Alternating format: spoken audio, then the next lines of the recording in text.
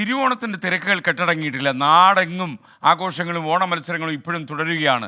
തിരുവോണ രാത്രി തിരക്ക് എങ്ങനെയെന്ന് നമുക്ക് നോക്കി വരാം. തിരുവനന്തപുരത്ത് സലീം മാലിക് ചേരുന്നു. അതുപോലെ കനകക്കുന്ന് പരിസരത്ത് നിന്ന് സമീർ സി മുഹമ്മദും ചേരുന്നുണ്ട്. അപ്പം നമുക്ക് കോഴിക്കോട് നിന്ന് സമീർ സി മുഹമ്മദും തിരുവനന്തപുരത്ത് നിന്ന് സലീം മാലിക്കുമാണ് ചേരുന്നത്. ആദ്യം നമുക്ക് സലീം മാലിക്കിലേക്ക് പോകാം. കനകക്കുന്നിലാണ് സലീം മാലിക് ഉള്ളതെന്ന് ഞാൻ കരുതുന്നു. സലീം മാലിക്, എങ്ങനെയുണ്ട്? അടിച്ചു പൊളിച്ചോ? ഹാപ്പി ഓണം.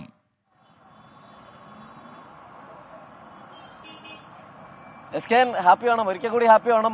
നമ്മൾ തകർത്തു, പൊളിച്ചു, ശബ്ദമൊക്കെ പോയി. നമ്മുടെ ഓഫീസിൽ വലിയ ഓണാഘോഷമായിരുന്നു, അത് കഴിഞ്ഞതേ ഉള്ളൂ. അതിനുശേഷമാണ് ഞാനിപ്പോൾ നിൽക്കുന്നത് കനകക്കുന്ന് പരിസരത്താണ്, ആ റോഡിലാണ്.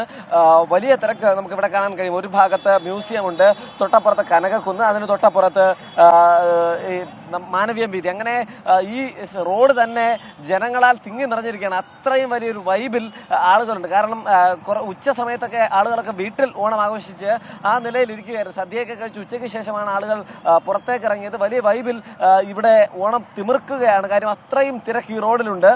നമുക്ക് കാണാം ഈ ലൈറ്റുകൾ, വൈദ്യുതാലങ്കാരങ്ങളൊക്കെ കാണാം. നേരത്തെ മുൻപ് കഴിഞ്ഞ വർഷമൊക്കെ ഇതിനപ്പുറമായിരുന്നു. ഈ തലസ്ഥാന നഗരം മുഴുവൻ ഈ വൈദ്യുത ദീപങ്ങൾ കൊണ്ട് അലങ്കരിച്ചിരുന്നു. പക്ഷേ ഇത്തവണ ഓണം വാരാഘോഷം ഒഴിവാക്കി വയനാടിന്റെ ചേർത്ത് പിടിച്ചുകൊണ്ടുള്ള ഒരു ഓണാഘോഷമായതുകൊണ്ട് തന്നെ വളരെ ചുരുങ്ങിയ ആഘോഷം മാത്രമേ ഉള്ളൂ. പക്ഷേ മലയാളികൾക്ക് ഓണം അങ്ങനെ ഒഴിവാക്കാൻ കഴിയില്ല എന്നാണ് നമ്മളുടെ ഈ വഴിയിലൂടെ നടക്കുമ്പോൾ മനസ്സിലാകുന്നത്. കാരണം ഈ വഴി ഏറെക്കുറെ ഇവിടുത്തെ ഗതാഗതം പോലും ഏറെക്കുറെ തടസ്സപ്പെട്ടിരിക്കുന്നില്ല. അത്രയും വലിയ തിരക്ക് ഇവിടെ എല്ലായിടത്തും അനുഭവപ്പെടുന്നുണ്ട്.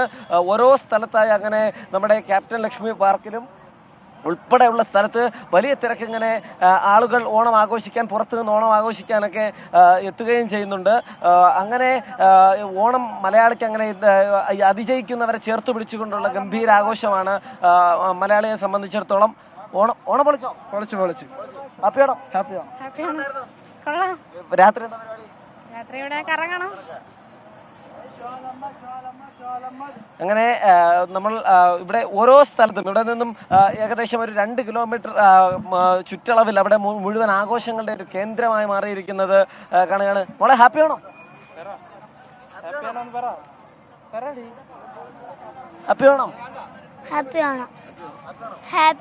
തകർത്തോ? ഓണം അടിച്ചു പൊളിച്ചോ? എങ്ങനെ ഉണ്ടായിരുന്നു ഓണം? ഇതിനേക്കാൾ ഗംഭീരമല്ലായിരുന്നു തലസ്ഥാനം ഇത്തവണ? ഗംഭീരായിരുന്നു. ഹലോ സാറേ, ഹലോ, ഹാപ്പി ഓണം. ഓക്കെ.